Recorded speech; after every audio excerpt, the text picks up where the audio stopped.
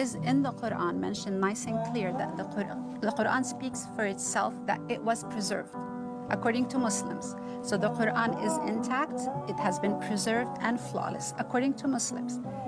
The Quran says that the core message within the Bible, within the Old Testament, has not been corrupted. The core message of it, that kind of invite the people to the God of Abraham, to Jesus Christ, that's mentioned 18 times in the Quran. Moses, that's mentioned 19 times in the Quran. There's an invitation for these core messages.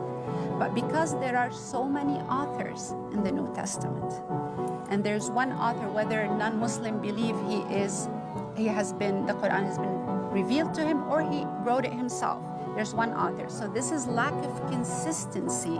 Muslims see it, and there's room for corruption there because this lack of consistency and multiple authors. That's how Muslims see it. That's an interesting answer, and I get that answer often when I'm speaking with Muslims about whether or not the Quran confirms or corrects the previous scripture. But when I actually read the Quran, it says the exact opposite of the answers that I get from ladies such as yourself. I mean, 1094, Muhammad, if you are in doubt about what Allah has revealed to you, what it allowed to reveal to Muhammad, the Quran.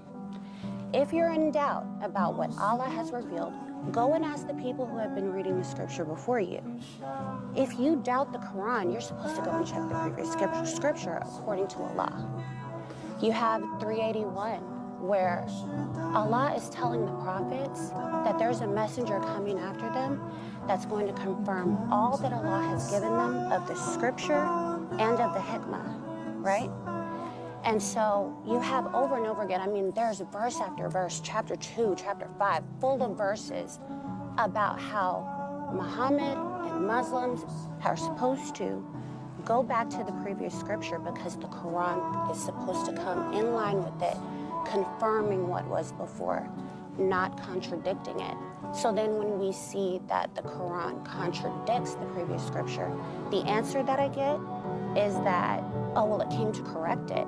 Nowhere in the Quran or Hadith is the Quran a correction over the previous scripture. In fact, it's the other way around.